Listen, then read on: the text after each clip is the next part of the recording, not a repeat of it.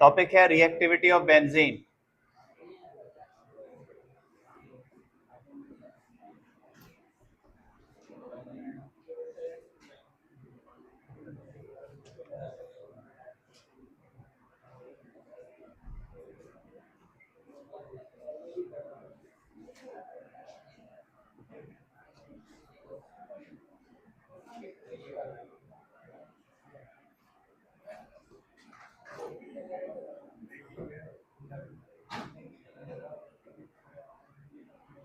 Electrophilic substitution reaction of benzene. First of all, what is electrophile? Electrophile किसको बोलते हैं?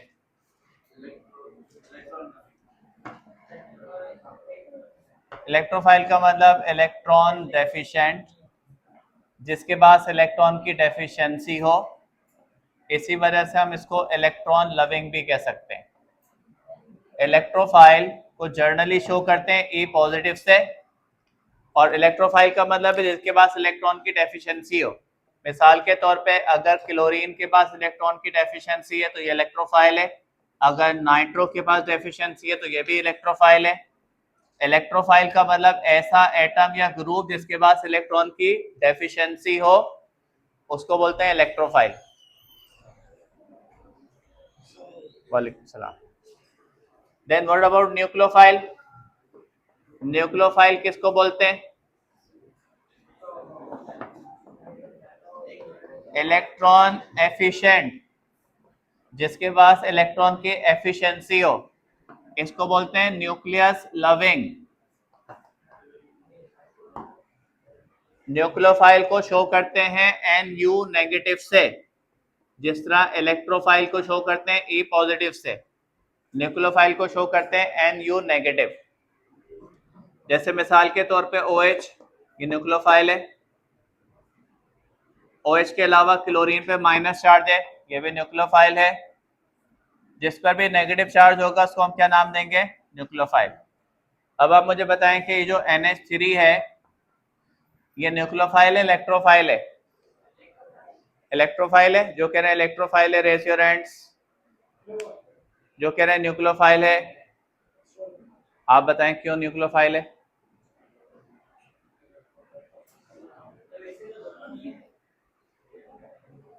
Nucleophile की दो कंडीशन है, या तो उस पर नेगेटिव चार्ज हो या तो उसके पास लॉन पेयर हो। तो क्योंकि NH3 में नाइट्रोजन के बाद लॉन पेयर है, इसका मतलब ये इलेक्ट्रॉन एफिशिएंट है, इस वजह से न्यूक्लियोफाइल है। इसी तरीके से BF3 क्या चीज है? ये इलेक्ट्रोफाइल है, जबकि इस पे प्लस चार्ज नहीं है, लेकिन क्योंकि बोरॉन के वैलेंस शेल में इलेक्ट्रॉन इस वक्त है 6, इसका मतलब ये 2 इलेक्ट्रॉन किसी से ले सकता है, तो ये कहलाएगा इलेक्ट्रॉन डेफिशिएंट। तो जरूरी नहीं कि जो इसको हम इलेक्ट्रोफाइल कह रहे हैं उसमें प्लस चार्ज हो। इलेक्ट्रोफाइल ऐसा एटम या ग्रुप भी हो सकता है जिसके पास इलेक्ट्रॉन की डेफिशिएंसी हो लेकिन चार्ज कोई ना हो। न्यूक्लियोफाइल कोई ऐसा एटम या ग्रुप भी हो सकता है जिसके पास नेगेटिव चार्ज ना हो लेकिन उसके पास लॉन पेयर हो। तो न्यूक्लियोफाइल दोनों तरह से हो सकता है, with negative charge, with lone pair. Electrophile दोनों तरह से हो सकता है, with positive charge, without positive charge, और उसका ऑक्टेट कंप्लीट ना हो। ऑक्टेट कंप्लीट नहीं, इसका मतलब उसकी नेचर इलेक्ट्रोफिलिक है। बेंजीन कौन से रिएक्शन करता है, इलेक्ट्रोफिलिक सब्स्टिट्यूशन या न्यूक्लियोफिलिक? इलेक्ट्रोफिलिक सब्स्टिट्यूशन करता है। क्यों करता है परवेश बताएं? बेंजीन इलेक्ट्रोफिलिक सब्स्टिट्यूशन क्यों करता है?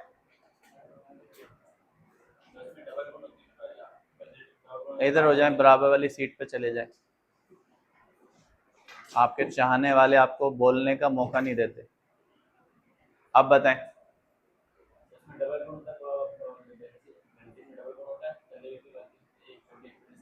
बेंजीन खुद न्यूक्लियोफाइल है, इस वजह से कि उस पर नेगेटिव चार्ज की कंसंट्रेशन ज्यादा है, उसके पास 3 पाई बॉन्ड है। पाई बॉन्ड का मतलब इलेक्ट्रॉन, क्योंकि पाई बॉन्ड जो है वो इलेक्ट्रॉन की वजह से बने हुए, तो ये जो इलेक्ट्रॉन है इन्होंने ही पाई बॉन्ड बनाया हुआ है। इसका मतलब है कि बेंजीन के पास ऑलरेडी नेगेटिव चार्ज की कंसंट्रेशन बहुत ज्यादा है, तो नेचर के हिसाब से खुद बेंजीन क्या है? न्यूक्लियोफाइल। तो इस न्यूक्लियोफाइल पर कभी भी कोई न्यूक्लियोफाइल अटैक नहीं कर सकता। तो बेंजीन कौन से रिएक्शन नहीं कर सकता? Benzene can not undergo option A addition reaction, option B substitution reaction, option C oxidation reaction, option D elimination reaction. Benzene में कौन सी टाइप के रिएक्शन पॉसिबल नहीं है? Addition, substitution, oxidation, elimination. जो कह रहा है ऑप्शन ए रेजोरेंट्स एडिशन, उनको देख के नहीं हाथ उठाएं, आपको था। Option B, option C, option D. अब मजे की बात है कि ये तीनों कल थे और कल एडिशन रिएक्शन ही पढ़ाए थे बेंजीन के मैंने। हाइड्रोजनेशन, हेलोजनेशन, दोनों एडिशन ही थे। वो हेडिंग भी एडिशन रिएक्शन की थी। ये बोल रहे वही नहीं कर सकता, बेंजीन एलिमिनेशन नहीं कर सकता। उसका रीजन ये है कि बेंजीन पहले से ही अनसैचुरेटेड है। एलिमिनेशन का मतलब है वो और ग्रुप्स को निकाल देगा, तो ऐसा उसके लिए मुमकिन ही नहीं है। जो अनसैचुरेटेड होता है वो एलिमिनेशन नहीं, वो एडिशन की तरफ जाता है। तो बेंजीन एडिशन कर सकता है, कल हमने किए थे। सब्स्टिट्यूशन करेगा, हेडिंग ही लिखी हुई है मैंने। और ऑक्सीडेशन भी बेंजीन कर लेता है, लेकिन बेंजीन एलिमिनेशन रिएक्शन नहीं करता, क्योंकि बेंजीन के पास ऑलरेडी स्ट्रक्चर ये, बेंजीन का स्ट्रक्चर देखें ऑलरेडी ये बना हुआ है। इसके पास कौन सा बॉन्ड मौजूद है? इसके पास ऑलरेडी पाई बॉन्ड मौजूद है। बेंजीन के स्ट्रक्चर को देखें, इसके अंदर पाई बॉन्ड मौजूद है, ठीक है। तो बेंजीन जो है ऑलरेडी अनसैचुरेटेड है, तो बेंजीन जो है वो एलिमिनेशन रिएक्शन नहीं करता। नॉर्मली कौन सा करता है, कौन से रिएक्शन को प्रेफर करता है? सब्स्टिट्यूशन। सब्स्टिट्यूशन को प्रेफर करेगा। सबसे ज्यादा जो बेंजीन में कॉमन रिएक्शन है वो है सब्स्टिट्यूशन रिएक्शन, जो हम पढ़ रहे हैं, इलेक्ट्रोफिलिक सब्स्टिट्यूशन रिएक्शन। अब इलेक्ट्रोफिलिक सब्स्टिट्यूशन रिएक्शन कैसे होगा कि हम बेंजीन के साथ किसी भी इलेक्ट्रोफाइल को रिएक्शन करवा देंगे। ये बेंजीन है, ये इसके साथ आया इलेक्ट्रोफाइल, इलेक्ट्रोफाइल ने इससे रिएक्शन किया और रिएक्शन करके इलेक्ट्रोफाइल इस पे सब्स्टिट्यूट हो गया। बताएं इलेक्ट्रोफाइल यहाँ किसकी जगह पर आया? हाइड्रोजन की जगह पर आया, क्योंकि हाइड्रोजन ही बेंजीन के हर कार्बन पे हाइड्रोजन मौजूद है। बेंजीन के स्ट्रक्चर में दो ही तरह के तो एटम्स हैं, कार्बन और हाइड्रोजन। कार्बन तो खुद रिंग में मौजूद है, जिसकी वजह से रिंग बना हुआ है। अगर कार्बन निकल गया तो रिंग ही ब्रेक हो जाएगा, बेंजीन का स्ट्रक्चर टूट जाएगा। रिंग इस कार्बन के साथ क्या जुड़े हुए हैं? हाइड्रोजन। तो बेंजीन क्या करता है, अपने हाइड्रोजन को सब्स्टिट्यूट कर सकता है। जैसे इसकी जगह इलेक्ट्रोफाइल आ गया और यहाँ से हाइड्रोजन निकल गया। इस रिएक्शन को नाम देंगे electrophilic substitution reaction of benzene. के बेंजीन पे एक इलेक्ट्रोफाइल ने अटैक किया और दूसरे इलेक्ट्रोफाइल को यहाँ से निकाल दिया। इसको भी हम यहाँ पे नेचर वाइज क्या बोलेंगे? इलेक्ट्रोफाइल, क्योंकि इस पे प्लस चार्ज है। जो अटैक कर रहा है वो भी क्या है? वो भी इलेक्ट्रोफाइल है। तो एक इलेक्ट्रोफाइल जब दूसरे इलेक्ट्रोफाइल को सब्स्टिट्यूट करेगा तो रिएक्शन कहलाएगा इलेक्ट्रोफिलिक सब्स्टिट्यूशन। एक इलेक्ट्रोफाइल ने आके दूसरे को क्या कर दिया? सब्स्टिट्यूट। अब हम देखते हैं पहले इसका मैकेनिज्म क्या है। Mechanism involve 2 steps. इसका मैकेनिज्म में 2 स्टेप्स हैं। सबसे पहले अटैक ऑफ इलेक्ट्रोफाइल, बेंजीन के ऊपर इलेक्ट्रोफाइल कर देगा अटैक, अटैक ऑफ इलेक्ट्रोफाइल। तो ये बेंजीन है, इस पर इलेक्ट्रोफाइल कर देगा अटैक। अटैक करने के बाद बेंजीन का पाई इलेक्ट्रॉनिक सिस्टम, जिसको हम कहते हैं 3 बॉन्ड्स का सिस्टम, वो ब्रेक हो जाएगा और ब्रेक होने के बाद स्ट्रक्चर ऐसा बन जाएगा। अब आप देखें बेंजीन के कितने पाई बॉन्ड थे? 3। अब कितने बचे? 2। एक पाई बॉन्ड ब्रेक हो गया। उसी के इलेक्ट्रॉन किसकी तरफ चले गए? इलेक्ट्रोफाइल की तरफ। ये जो इलेक्ट्रोफाइल के साथ बॉन्ड बनाया है इसने, वो उन्हीं इलेक्ट्रॉन की मदद से बनाया जो पहले कहाँ मौजूद थे? जो दोनों डबल बॉन्ड बनाया हुआ था। लेकिन अब में नुकसान किसका हुआ? इस कार्बन का। इस कार्बन पे देखें प्लस चार्ज क्यों आ गया? क्योंकि इसकी एक वैलेंसी कम हो गई, इसका इलेक्ट्रॉन चला गया, पहले ये इलेक्ट्रॉन इसके पास ही था, इधर था।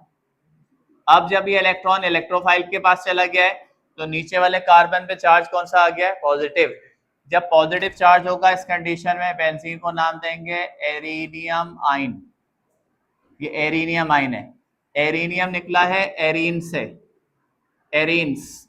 बेंजीन की जो फैमिली है वो एरीन्स कहलाते हैं, एरोमेटिक कंपाउंड्स।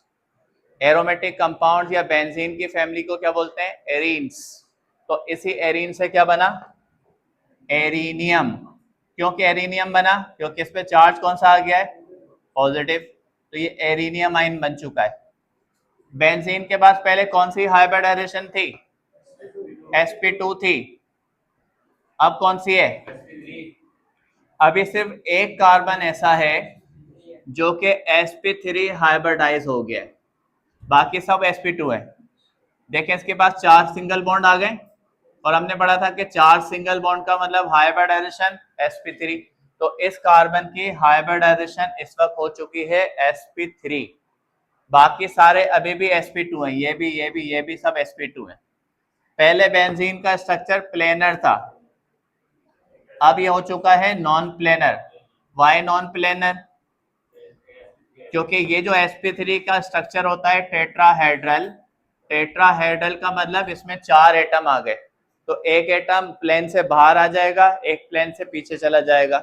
जब तक ये ट्राइगोनल था तो सारे एक ही प्लेन में थे। कैसे थे? जैसे बोर्ड यहाँ लिखे हुए, जब ये बेंजीन था ना तो ये सब के सब बोर्ड के लेवल में थे, क्योंकि सब के सब ये प्लेनर था स्ट्रक्चर पूरा। अब जब ये वाले कार्बन को देखें तो एक H एक E है, इसमें से E फ्रंट पे आ जाएगा और H पीछे चला जाएगा। अब ये स्ट्रक्चर नॉन प्लेनर है। Benzene has lost aromaticity, benzene ने अपनी एरोमेटिसिटी लॉस्ट की हुई है। अभी एरोमेटिसिटी थी 3 पाई बॉन्ड्स की वजह से, अब देखें पाई बॉन्ड कितने रह गए। तो बेंजीन इस वक्त बहुत ही ज्यादा अनस्टेबल फॉर्म में, क्योंकि इसका तीसरा बॉन्ड टूट चुका है और ये स्ट्रक्चर नॉन प्लेनर हो चुका है। इसको हम क्या नाम देते हैं? एरीनियम आइन। और साथ में इसका एक और भी नाम है sigma complex. Why sigma complex? क्योंकि चारों बॉन्ड सिंगल हैं। सिंगल बॉन्ड कौन से होते हैं? सिग्मा। इस कार्बन के सारे बॉन्ड कौन से हो चुके हैं इस वक्त? सिग्मा। तो इस वक्त ये बेंजीन बन चुका है सिग्मा कॉम्प्लेक्स। अब बेंजीन सेकेंड स्टेप में क्या करेगा? अब वापस से अपने एरोमेटिक कैरेक्टर्स को हासिल करने के लिए यहां पर लूज कर देगा किसको? प्रोटॉन या हाइड्रोजन को लूज कर देगा। बेंजीन क्या करेगा? प्रोटॉन से इलेक्ट्रॉन लेकर वापस रिंग के अंदर शिफ्ट कर देगा। किस तरह? ये इलेक्ट्रॉन जो बाहर थे प्रोटॉन के पास, हाइड्रोजन के पास, ये वापस रिंग के अंदर चले जाएंगे और इस तरह से वापस तीसरा बॉन्ड बन जाएगा। इलेक्ट्रोफाइल जुड़ा रहेगा क्योंकि उसके पास इलेक्ट्रॉन मौजूद है, H यहां से निकल जाएगा। अब यही रिएक्शन जो हमने एक ही स्टेप में सब कुछ बता दिया था, मैकेनिज्म में हमने इसको कितने स्टेप्स में बताए? 2 स्टेप। रिएक्शन और मैकेनिज्म में यही फर्क होता है। रिएक्शन में हम डायरेक्ट प्रोडक्ट बता देते हैं कि इसका प्रोडक्ट बन गया। रिएक्शन में, मैकेनिज्म में हम बताते हैं किस तरह से वो प्रोडक्ट बनाए, किसने किस चीज को लूज किया है, किसने किसको गेन किया है। तो बेंजीन इस तरह से जो रिएक्शन करता है ये कहलाते हैं इलेक्ट्रोफिलिक सब्स्टिट्यूशन रिएक्शन। इस तरह के बेंजीन के 5 रिएक्शन है: halogenation, nitration, sulphonation, alkylation, acylation. अब हम 5 रिएक्शन की कंडीशन लिख देते हैं कि पांचों की कंडीशंस क्या है। हेलोजिनेशन कैसे होगी, नाइट्रेशन कैसे होगी, सल्फोनेशन कैसे होगी, अल्काइलेशन किस तरह होगी।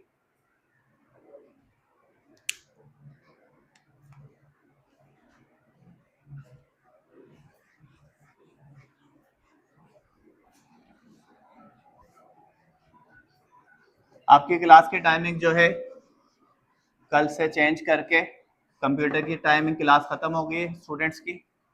आपकी क्लास की टाइमिंग कर रहे हैं 1:30 से 1:30 to 6। और वैसे आपका परसों टेस्ट होगा जो 6 बजे के बाद होगा। वेडनेसडे को टेस्ट का आता है ना आप लोगों ने, वेडनेसडे को टेस्ट है।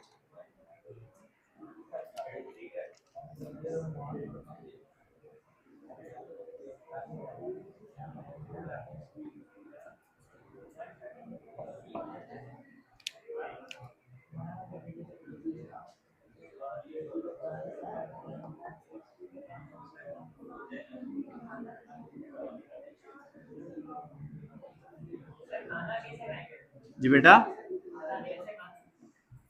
खाना आप फिर वापस जाके खा लीजिएगा।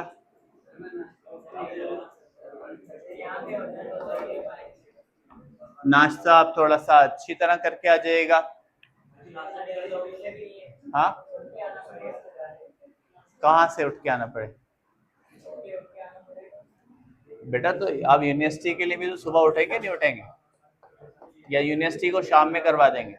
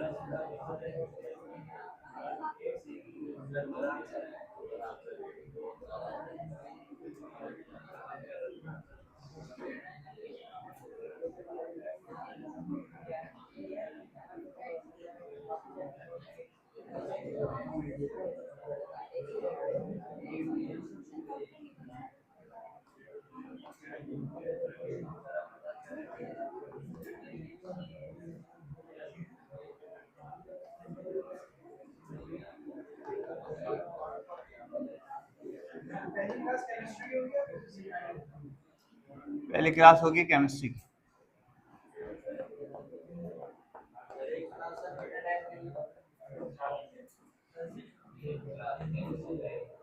आपको टाइम टेबल प्रॉपर पूरा भेजूंगा क्लास टाइमिंग के साथ।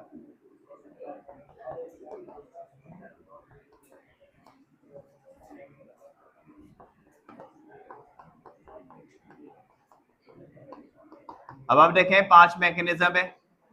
पहला है हेलोजिनेशन। बेंजीन की जब हेलोजिनेशन होगी तो बेंजीन पे मौजूद हाइड्रोजन को हेलोजन जाके सब्स्टिट्यूट कर देगा और बना लेगा क्लोरोबेंजीन। अगर क्लोरीन है, अगर ब्रोमीन होता तो क्या बनता? ब्रोमोबेंजीन। हेलोजिनेशन, इसमें आपको इंपॉर्टेंट चीज है इसकी कंडीशंस। इसमें से एमसीक्यू उस तरह से आएगा कि कंडीशन हाफ मेंशन होंगी। ये रिएक्शन लिखा हुआ है और उसके साथ हाफ कंडीशन मेंशन है। अब आप इसको कंडीशन के बाद इसके प्रोडक्ट को प्रेडिक्ट करेंगे कि इस रिएक्शन के नतीजे में प्रोडक्ट कौन सा बनेगा। तो इसकी 5 कंडीशन है। हेलोजिनेशन में कैटालिस्ट इस्तेमाल किया जाता है फेरिक क्लोराइड। अगर क्लोरीनेशन कर रहे हैं और अगर ब्रोमिनेशन करेंगे तो फेरिक ब्रोमाइड, ये इसका कैटालिस्ट है। बताएं, फेरिक क्लोराइड लेविस एसिड है, लेविस बेस है? लेविस एसिड है। फेरिक क्लोराइड इलेक्ट्रॉन पेयर को एक्सेप्ट करता है, इसका मतलब ये लेविस के मुताबिक एसिड है। तो फेरिक क्लोराइड हो या फेरिक ब्रोमाइड हो, ये दोनों लेविस एसिड कहलाते हैं। लेविस का कॉन्सेप्ट है कि एसिड वो चीज है जो इलेक्ट्रॉन पेयर को एक्सेप्ट कर ले। तो ये फेरिक क्लोराइड भी यहाँ पे ऐसे ही करता है। अब यहाँ पे जब हेलोजिनेशन होगी तो बन जाएगा क्लोरोबेंजीन और साथ में बन गया HCl। नाइट्रेशन में नाइट्रिक एसिड से रिएक्शन करवाएंगे सल्फ्यूरिक एसिड की मौजूदगी में और ये बन जाएगा, इसका नाम क्या है? नाइट्रोबेंजीन। पहले वाले में क्या बना था? क्लोरोबेंजीन। ये क्या बना है? नाइट्रोबेंजीन। सल्फोनेशन में सल्फर ट्राइऑक्साइड से या सल्फ्यूरिक एसिड से रिएक्शन करवाएंगे, ये बन जाएगा, इसका नाम क्या है?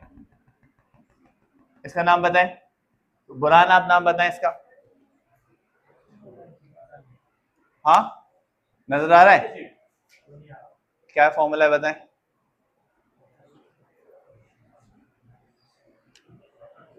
फॉर्मूला क्या लिखा हुआ है? SO3H का नाम है सल्फोनिक एसिड, तो इसका नाम हो गया benzene sulphonic acid. Benzene sulphonic acid है ये, ठीक है। नेक्स्ट है Friedel craft reaction. Friedel craft scientist थे दोनों, इनके नाम पर रिएक्शन का नाम है, दो रिएक्शन है, अल्काइलेशन और एसाइलेशन। अल्काइलेशन में अल्काइल ग्रुप बेंजीन पर आ गया है, इसका नाम है मिथाइल बेंजीन।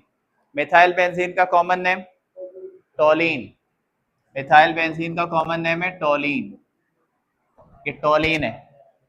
फिर एसाइलेशन में एसाइल ग्रुप बेंजीन पर आ गया है, प्रोडक्ट का नाम एसीटोफिनॉन। ठीक है, अब इसमें से एमसीक्यूज किस तरह से बनेगा पूरे टॉपिक में से।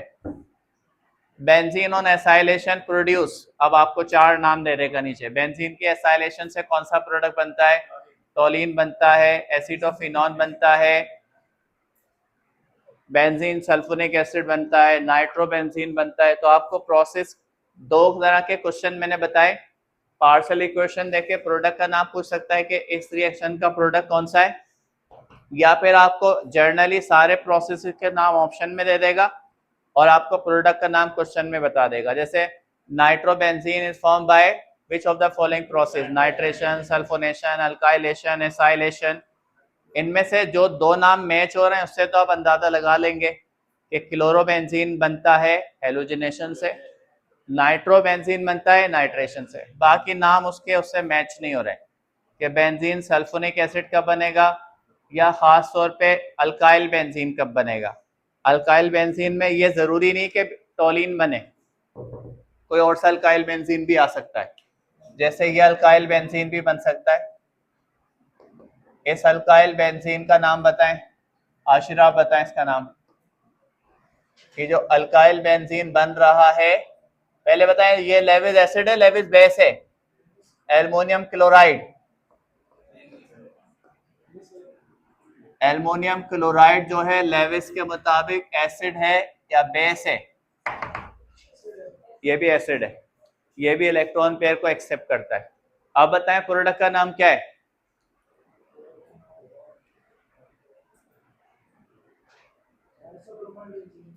इसका नाम है आइसोप्रोपाइल बेंजीन और कॉमन नेम है क्यूमीन, इसका कॉमन नेम है क्यूमीन, वैसे इसका नाम है आइसोप्रोपाइल बेंजीन।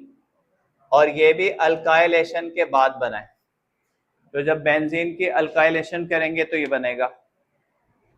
तो बेंजीन के हमने रिएक्शन कंप्लीट कर लिए।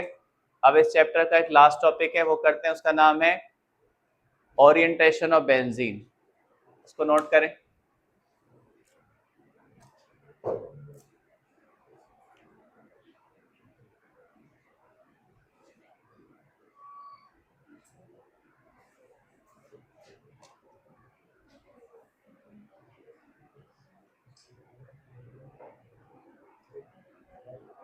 बेंजीन के सबके रिंग बना लें, बगैर रिंग के बेंजीन नहीं है।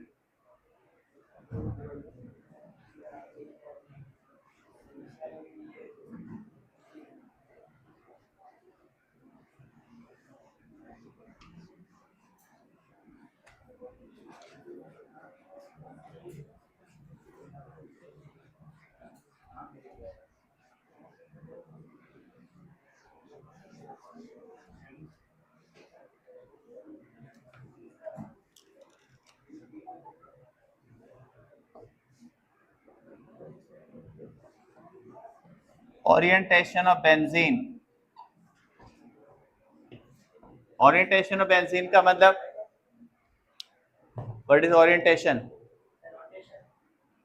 ओरिएंटेशन का मतलब होता है पोजीशन इन स्पेस, वैसे ठीक है।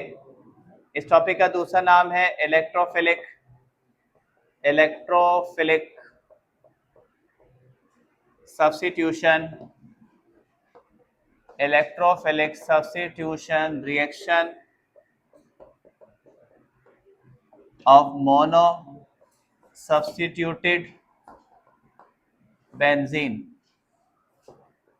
Electrophilic substitution reaction of mono substituted benzene.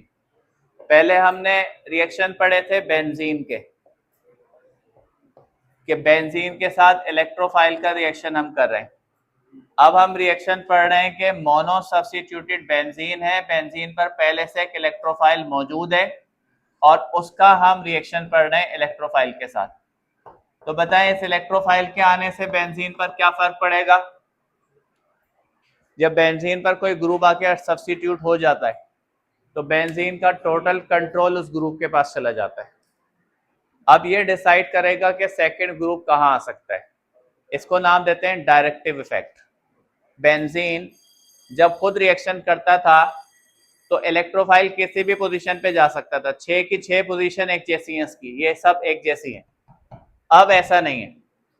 अब वो जो इलेक्ट्रोफाइल बेंजीन पर आ चुका है उसको डिसाइड करना है कि अगला ग्रुप कहाँ आ सकता है। मिसाल के तौर पे बेंजीन पे जब एक इलेक्ट्रोफाइल आ जाता है तो हम बेंजीन की पोजीशंस के नाम रख देते हैं। जैसे जिस पोजीशन पर ये ग्रुप हमने लगाया हुआ है वो पोजीशन 1 है, ये 2 है, ये 3 है, ये 4 है, ये 5 है, 6 है। तो याद रखें कि 2 और 6 पोजीशन का नाम है ऑर्थो। 2 और 6 पोजीशन को बोलते हैं ऑर्थो, 3 और 5 को बोलते हैं मेटा, और 1 और 4 को बोलते हैं पैरा। अब इलेक्ट्रोफाइल खुद कौन सी पोजीशन पे? पैरा पे, फर्स्ट, जहां पे भी आएगा वही फर्स्ट है। ऐसा नहीं कि मैं इसको यहां से हटाकर यहां लगा दूंगा तो आप कह देंगे ये सेकंड पोजीशन है, अभी भी यही फर्स्ट है, क्योंकि क्लोज चेन में इनिशियल पॉइंट वही होगा जहां पे ग्रुप लगा हुआ है। वो इस पे लगाएं, इस पे लगाएं, इस पे लगाएं, सब कहीं पे लगा दें, वो 1 है। तो 1 पोजीशन कौन सी हुई? पैरा। 1 पोजीशन ऑक्यूपाई, वो ऑक्यूपाइड है, वो इलेक्ट्रोफाइल ने ली हुई है। बाकी कितनी पोजीशन है? 5, 4, 2, 3, 4, 5, 6। अब जो इलेक्ट्रोफाइल आएगा जो भी, वो इस पहले वाले इलेक्ट्रोफाइल की मर्जी से आएगा। ये इसको डायरेक्शन देगा कि वो 2 पर अटैक करे, वो 3 पर अटैक करे, वो 4 पर अटैक करे, वो 5 पर करे या 6 पे करे। अगर ये इसकी मर्जी से नंबर 2 पर आता है तो इस ग्रुप को जो पहले से मौजूद है हम उसको बोलेंगे ऑर्थो डायरेक्टर है। ऑर्थो डायरेक्टर का मतलब ये आने वाले ग्रुप को डायरेक्शन दे रहा है कि ऑर्थो पर आ जाए। अगर वो सेकंड ग्रुप को कहता है कि 3 पर आके जुड़ जाए तो हम कहेंगे ये मेटा डायरेक्टर है। अगर वो कहता है कि 4 पे आके जुड़ जाए तो हम कहेंगे ये पैरा डायरेक्टर है। और इस पूरे इफेक्ट को हम क्या नाम देंगे? Directive effect. डायरेक्टिव इफेक्ट का मतलब है कि बेंजीन पर जैसे ही कोई ग्रुप आके अटैच हो जाता है टोटल बेंजीन का कंट्रोल उसके पास चला जाता है। सेकेंड ग्रुप की पोजीशन वही डिसाइड करता है। फर्स्ट कहीं पर भी आ सकता था, क्योंकि जब तक कोई ग्रुप नहीं था बेंजीन की सारी पोजीशन एक जैसी थी। जैसे एक ग्रुप आएगा अब इसकी पोजीशंस के नाम है ऑर्थो, मेटा, पैरा। पहली बात तो इनके नाम हमने असाइन कर दिए। जब तक कोई ग्रुप नहीं है तो किसी भी पोजीशन का कोई नाम नहीं है। नाम जब भी आएंगे जब एक ग्रुप आ जाएगा। नाम आने के बाद, पोजीशन एक ग्रुप आने के बाद अब हम बता रहे हैं कि जहां जो ग्रुप आके बेंजीन को अटैच हो जाएगा उसके बाद बेंजीन का कंट्रोल चला जाएगा। सेकेंड ग्रुप की पोजीशन वही डिसाइड करेगा। जैसे मैं आपको बताता हूं कि अगर बेंजीन पर क्लोरीन ग्रुप आ जाता है तो क्लोरीन एक ऑर्थो पैरा डायरेक्टर है। क्लोरीन की मौजूदगी में सेकेंड ग्रुप या तो ऑर्थो पे आ सकता है या तो पैरा पे आ सकता है। अगर नाइट्रो ग्रुप बेंजीन पर आ जाए तो नाइट्रो एक मेटा डायरेक्टर है। इसकी मौजूदगी में आने वाला ग्रुप सिर्फ 3 पोजीशन पे या 5 पर आ सकता है। इसको नाम देते हैं डायरेक्टिव इफेक्ट। तो कितनी तरह के डायरेक्टिव इफेक्ट हैं? 2 तरह के, ऑर्थो पैरा डायरेक्टर और मेटा डायरेक्टर। एक ही ग्रुप एक ही वक्त में ऑर्थो डायरेक्टर भी होता है और पैरा डायरेक्टर भी होता है, लेकिन मेटा डायरेक्टर अलग है। जो ऑर्थो की डायरेक्शन देगा वो पैरा की डायरेक्शन भी देगा। जो मेटा की डायरेक्शन देगा वो किसी और की डायरेक्शन नहीं दे सकता। जैसे नाइट्रो मेटा डायरेक्टर है तो नाइट्रो की मौजूदगी में आने वाला ग्रुप सिर्फ मेटा पोजीशन पे आ सकता है। क्लोरीन ऑर्थो पैरा डायरेक्टर है तो अगर मैं क्लोरीन के साथ इलेक्ट्रोफाइल का रिएक्शन लिखूं तो मैं ये बताऊंगा कि क्लोरीन की मौजूदगी में ये जो इलेक्ट्रोफाइल है ये कहाँ कहाँ आ सकता है। क्लोरीन की मौजूदगी में ये इलेक्ट्रोफाइल आ सकता है ऑर्थो पे, क्लोरीन की मौजूदगी में ये इलेक्ट्रोफाइल आ सकता है पैरा पे। लेकिन 2 तरह के प्रोडक्ट बन गए। क्लोरीन मौजूद है, उसके साथ वाला ग्रुप इलेक्ट्रोफाइल कहाँ पर है? ऑर्थो पे। सेकंड में कहाँ पर है? पैरा पे। तो क्लोरीन क्या कहलाएगा? Ortho para director.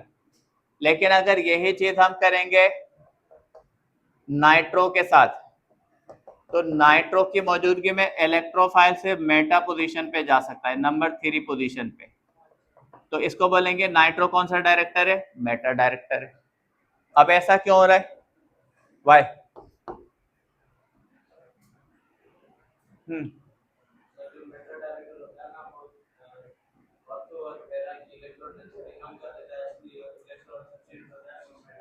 Very good. Ortho director का मतलब है कि इसकी मौजूदगी में ऑर्थो पोजीशन पे 2 पर, 6 पर और 4 पर यहां पर नेगेटिव चार्ज की कंसंट्रेशन ज्यादा है। और हमें मालूम है कि इलेक्ट्रोफाइल कहाँ अट्रैक्ट होता है, नेगेटिव चार्ज की तरफ, क्योंकि खुद इलेक्ट्रोफाइल पॉजिटिव है। क्लोरीन क्या करता है, ये जो ऑर्थो और पैरा पोजीशन है इस पे इलेक्ट्रॉन की डेंसिटी बढ़ा देता है। इससे क्या होता है कि इलेक्ट्रोफाइल कहाँ अट्रैक्ट होना शुरू हो जाता है, ऑर्थो और पैरा पोजीशन पे। जबकि ये नाइट्रो क्या करता है, इन्हीं पोजीशन पे इलेक्ट्रॉन डेंसिटी कम कर देता है। अब जब इन 3 पोजीशन पे इलेक्ट्रॉन डेंसिटी कम हो गई तो इलेक्ट्रोफाइल इन 3 पोजीशन पे तो जा ही नहीं सकता, क्योंकि इलेक्ट्रोफाइल खुद पॉजिटिव है और 3 पे भी पॉजिटिव चार्ज है। तो फिर वो कहाँ जाता है, वो 3 और 5 पे जाता है। सही है, ये चैप्टर कंप्लीट हो गया। कल मैं इसके एमसीक्यूज आपको सॉल्व करवाऊंगा।